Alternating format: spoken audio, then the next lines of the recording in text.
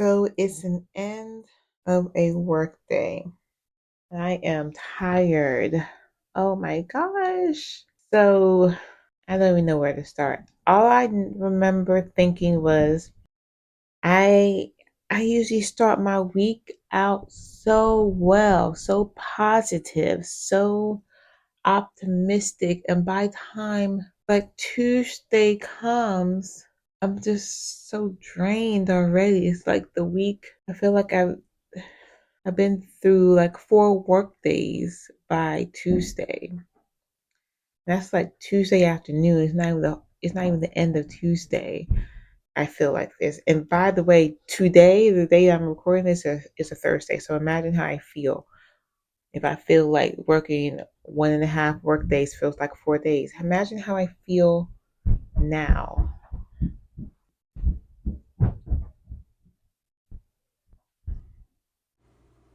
Sorry for the interruption, but let me explain the noise I've been dealing with. So I've been staying in an Airbnb as I sort out the details of my next residence. And I am staying in a basement unit under a family home. And I don't think I've ever stayed in a basement unit directly under somebody's home before because the noise is so loud. It's like I understand that like people have different times of the day they move around their home, things that they do, but it's just sounds like deliberate banging on the floor of the upstairs and not even realizing that somebody downstairs could hear it. It was so strange to me. And in normal cases, I would say something, but I just felt so awkward because I understand that where I was staying at, there was family home, there were kids there, and they play. And but I'm like, it honestly sounded like someone was deliberately banging on the floor of the house upstairs. And I'm like, should I say something? But also I was thinking, you know that somebody's downstairs and they can hear you. Would you like lessen the occurrence of deliberate banging on the ground? I didn't know what was going on. It was so loud, and like showing these recordings of when I heard like such loud banging.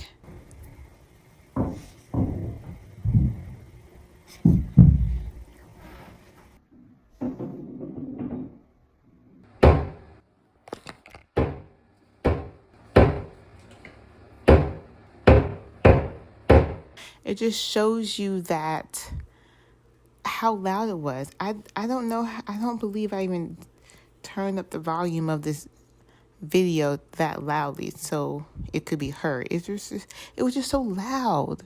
I just know I'm not, if I can avoid it, I would try my best to not stay in a basement unit below somebody's home because it wasn't random walking. Like, yes, the walking was loud. I can understand you gotta walk around your home.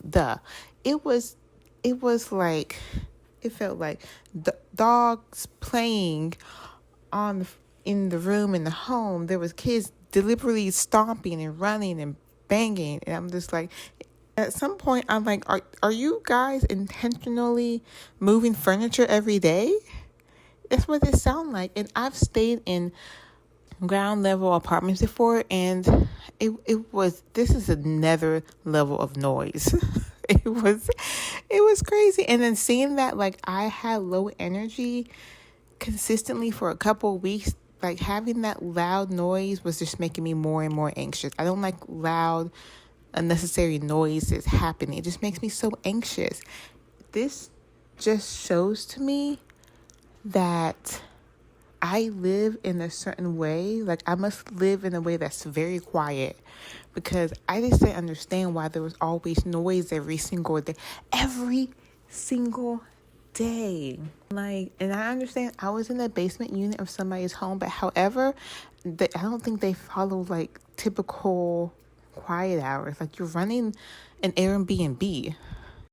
They're charging a lot of money for this Airbnb. Like, there should be some type of guarantee that the person renting out this space on this platform, they have some type of, it was, I don't know, it was crazy, but that's what I dealt with. And then on another note, I was in constant communication with my host. It was like I was never, there's not more than 2-3 days where we weren't talking. I just didn't understand. We were talking. She kept asking me questions. She kept wanting to have people come downstairs and look at things. I was like, "Did you not notice that? I gave you ample time. Like, you knew somebody was going to rent out this Airbnb. Like, what was going on? It was crazy. And then, like, the door wasn't working. The door knob wasn't working. And I was like, at that point when I found the doorknob was not working, I was like, I can't tell this person, because I had so much contact with this person. I did not want to see them ever again. So I was like, we're just going to deal with it until I get out of this Airbnb. It was ridiculous. So when there are moments in this video where I'm making deliberate attention to the noises, it's because I'm done. I cannot wait until I can no longer deal with these noises. And I know if I can, in my all power of everything I have in me, if I can never have or rent out a basement unit of a home on Airbnb or this period, I will not do so, because that was not for me at all. Anyway, like I was saying before, I start my week feeling so positive, feeling so optimistic. And then as soon as I actually start my work day, my work week, it all goes out the window. And I struggle so much to keep that momentum of positivity and optimism. It's so hard. I spent the whole week thinking I should be able to get all the things I wanted done. I should be able to do my job. I should be able to do a little prep for my English speaking tutoring sessions. I should be able to work on my like resume and I guess portfolio for teaching English. Most of, like, only thing I can say is that when it was the working hours, I was present. People knew I was available to ask questions or do things. I I could barely get things that I wanted to do done this week. Like, the struggle of balancing work and personal is so real right now. I'm not even sure what to do to make it balance. Literally outside of like just not working. That's the only thing I can think of. Like, the only way I can balance is to not work.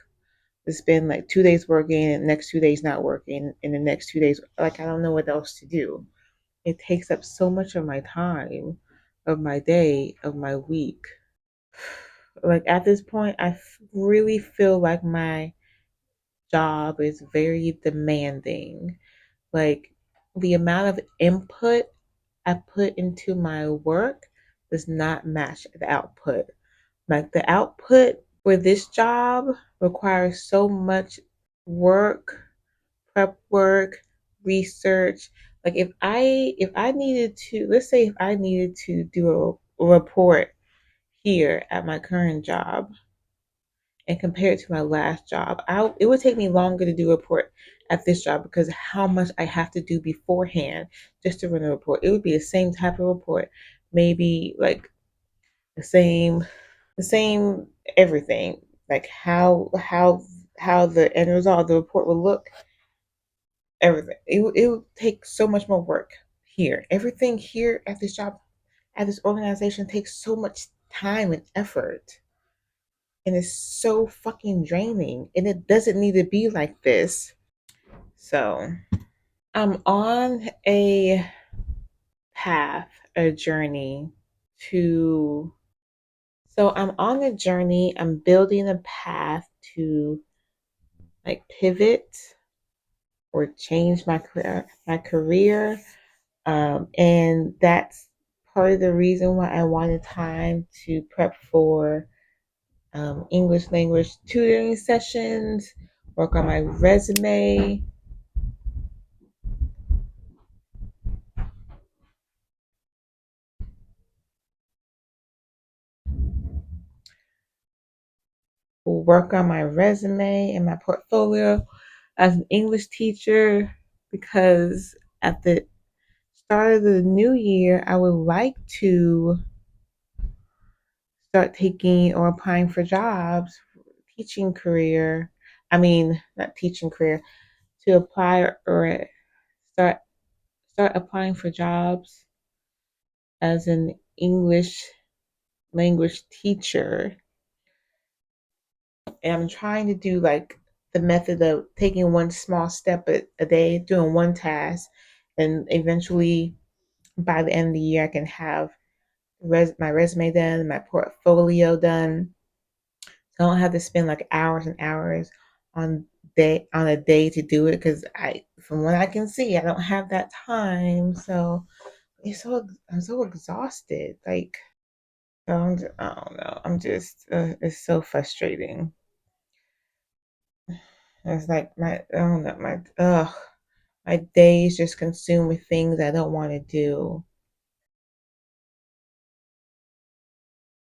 And it's so overwhelming to the point I'm like, what is the point? So frustrating.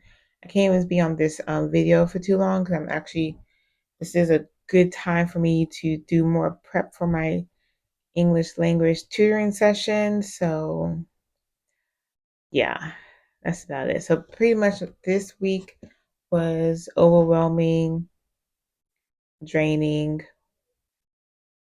unnecessary work, unnecessary things to do. But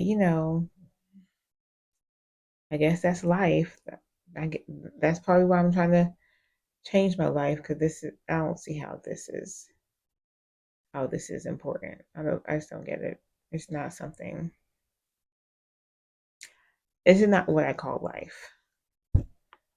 I don't get it. So that's about it.